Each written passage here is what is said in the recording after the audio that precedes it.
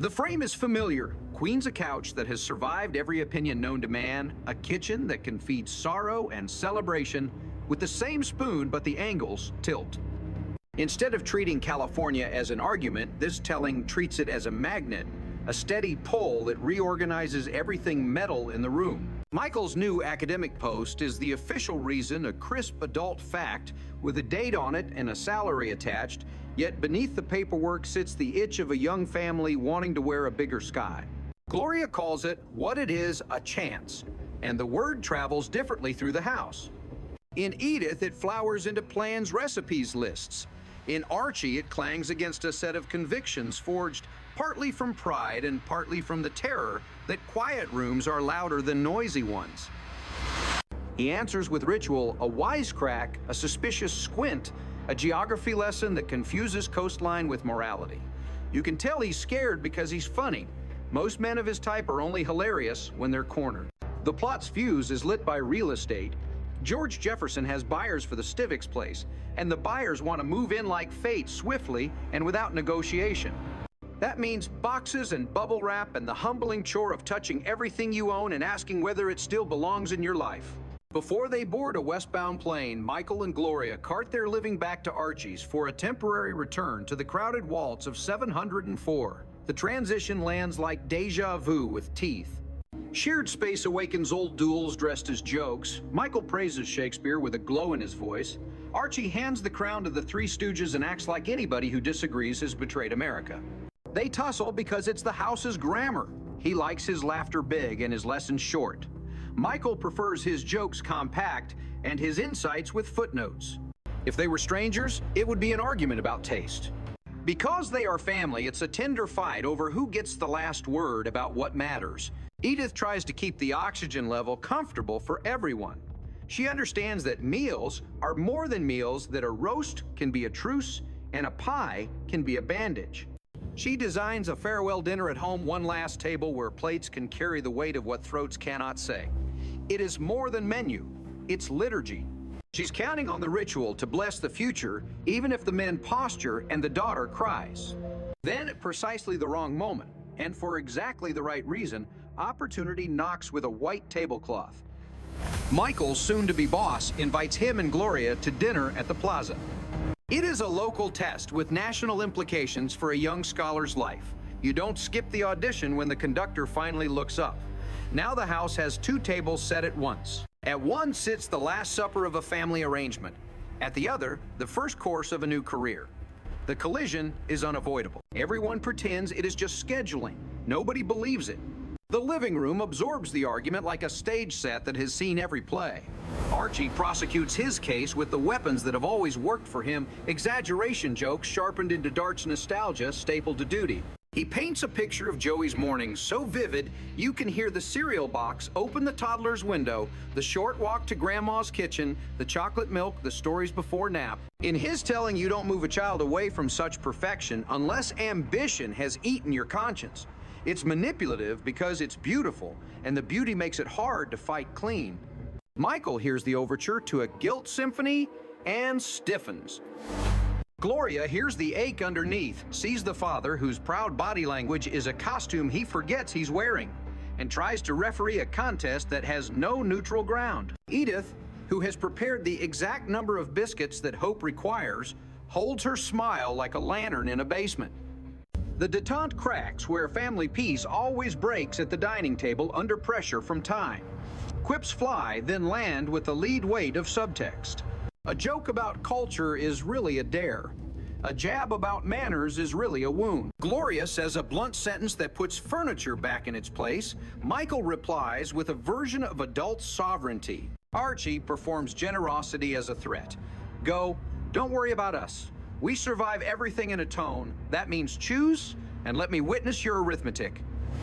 The Plaza wins by default, not because anyone loves it more than a kitchen, but because every dream has a passport stamped with a few painful decisions. Edith wraps the uneaten tenderness and pretends leftovers were part of the plan. What saves them is the same force that often rescues households run by strong personalities, the woman who understands that ritual can absorb a punch. Gloria suggests a vow renewal now rather than later. If the 10th anniversary trip was supposed to include a ceremony out west, let the living room host the sacrament before anyone boards a plane. It is a wise theft from the future, borrowing a blessing in advance to pay today's emotional bills. Clothes are changed. A minister is fetched. Archie mispronounces something and refuses the long version of his own name. There is a little comedy in the ring exchange, a scramble that makes the solemn human, and then there are words that land as if scripted by mercy itself. Love is dance partners that don't step on each other's feet. Marriage is pillars holding one roof without colliding devotion, as the art of giving light and space rather than shadow and control. Edith hears permission to let their child go without surrendering her motherhood. Gloria hears a map for a daughter who is also a wife. Michael hears a command to keep ambition subordinate to gratitude. And Archie, fiercely loyal to anything that tells him where to stand, hears the hardest assignment of his life: be a husband and father whose love isn't a leash. The picture afterward looks soft and messy the way real grace looks. There's laughter at the wrong moment, a kiss that needs a do-over, a camera angle with someone blinking. They are not saints. They are decent people being brave in a familiar room. The ceremony doesn't solve the travel plan, and it doesn't erase the plaza. It does something better. It changes the way the goodbye will be said. The leave-taking moves, with the choreography of airports, luggage by the door, a cab that honks without malice, the sound of a zipper sliding closed on childhood. Edith's eyes learn to shine and hold. She is a mother, which means she can cry and smile with the same mouth. She tucks a cookie into a little hand because food is the grandmother's sacrament, and because sugar can buy you the 4 seconds you need to lift a child from one embrace to another. Michael does small chores with priestly attention, checking a knob, finding a toy, fastening a strap, because men who feel deeply often need a rickety bridge of tasks to carry them across a hard moment. Gloria hugs in a way that tries to hold 2 people at once. Archie, who will be dead last to grant language to what he feels, talks about cab fares and seat belts and the general unreliability of the West Coast, as if expense and safety were the same as love. And then the break through the line that shocks the room into stillness, not because nobody knew it, but because everybody doubted he could say it. He admits that love was hiding under the insults, that the years of combat were also years of care, that he doesn't hate the man who took his daughter's hand, he loves him. The reply is instant and clean. Whatever has been defended and misunderstood between them rests for a second like a bird in a quiet tree. They shake hands the way some men say, "Amen." The door closes on a house that has never liked silence and is about to learn it.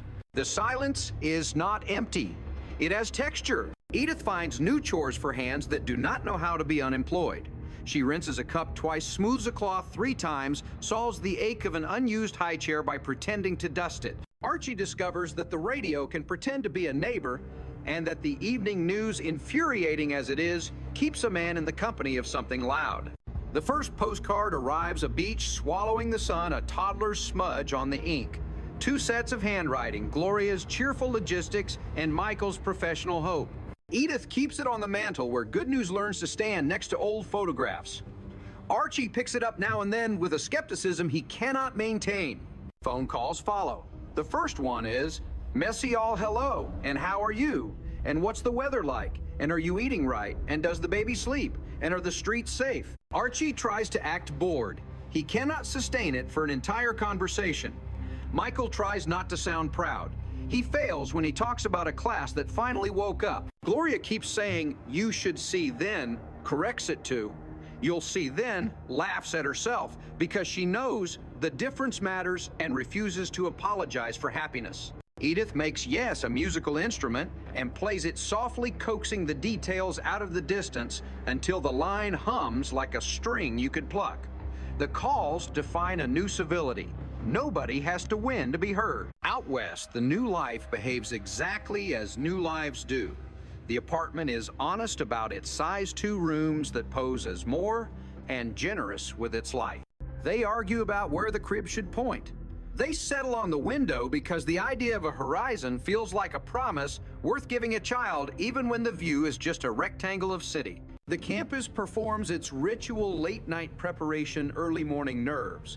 The first lecture, where the questions exceed the answers, and that's a sign the class is alive. A mentor with the startled kindness of old books shows Michael the secret that all teachers learn late people don't remember facts.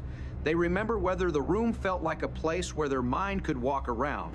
He walks home both lighter and more awake. Gloria plants her day with neighbors' names and grocery lists and a careful curation of firsts: first friend, first park, first corner cafe, with coffee good enough to anchor a long afternoon of ordinary happiness. Joey treats geography like a roomer.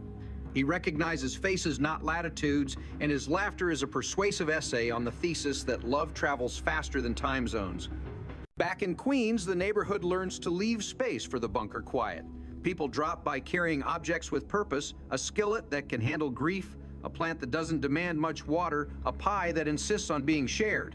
Jefferson shows up the way men do when they want to help but are allergic to tenderness. He wraps concern in jokes and time limits, and the visit feels like someone tightened a bolt that had been rattling. Edith collects these gestures and files them among her practical sacraments.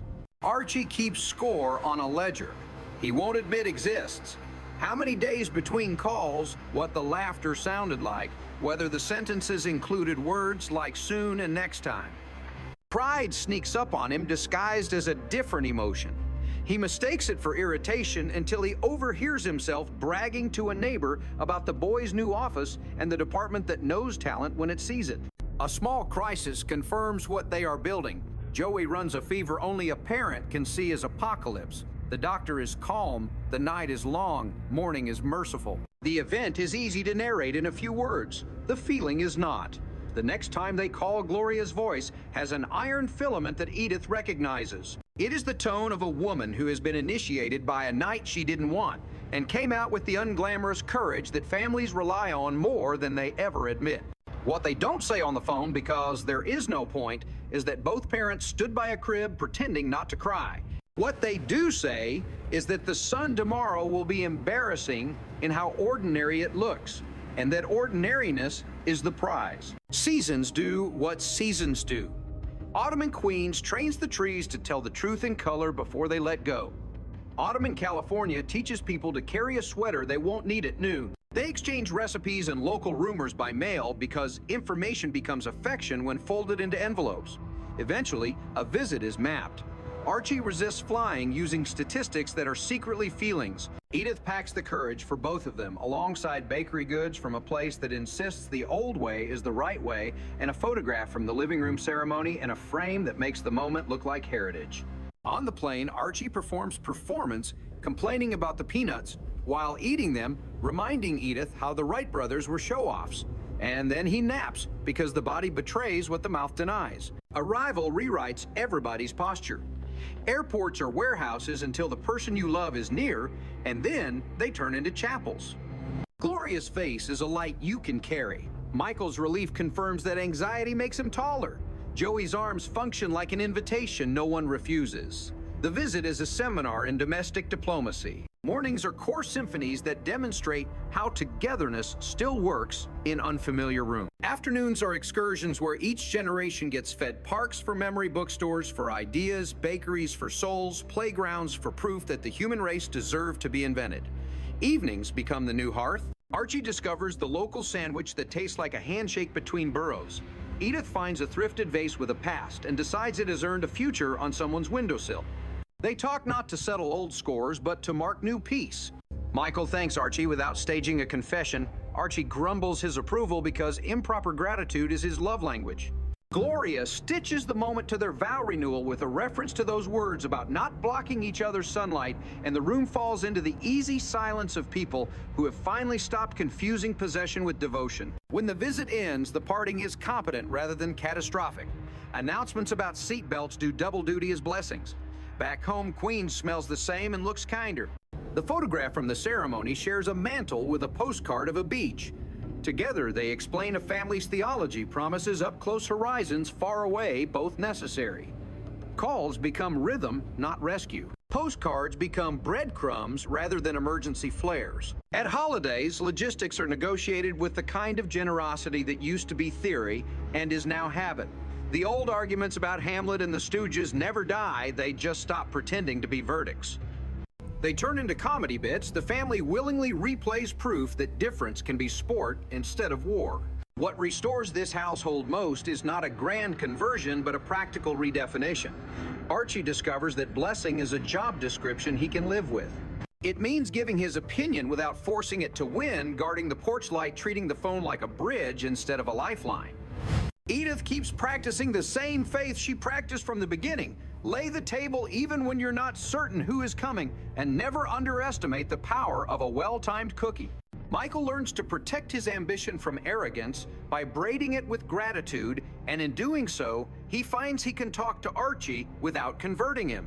Gloria becomes proof that a daughter can love her father in full voice while still stepping into a life that belongs to her. Joey grows like a confident thesis quietly supported by 4 solid sources. Some nights, Archie writes his private history in the quiet between commercial breaks and will never admit it to anyone. It's not a prettifying. It's a ledger of the things he thought were punishments that turned out to be gifts with ugly wrapping, like being out-argued by a son-in-law who also became a son, like obeying a minister's sentence about trees and discovering it was aimed at men who love too tightly. He doesn't toss his old opinions, he just stops using them as weapons. If you asked him what changed, he would make a joke about the price of a taxi to the airport and then let a corner of his mouth betray him. By the time the story sits back down, the house at 704 has learned a new music. It hums with fewer voices, and each voice has more room to echo. The chair is still an altar. The television is still a choir. The phone is still a bell. The difference is that everyone understands what each instrument is for. A day will come when the door opens and the same faces appear altered by time and sunlight, and the house will expand again to fit the noise. When that day arrives, they won't re-argue the old fights because they'll be busy practicing the newer sport of mutual bragging. The best grade, the funniest joke, the bravest day anyone had in months. They will sit with plates that don't match and stories that do, and the sentence that ends the evening will not be a verdict, but a simple promise: call us when you get home. In this family, that is how love signs its name.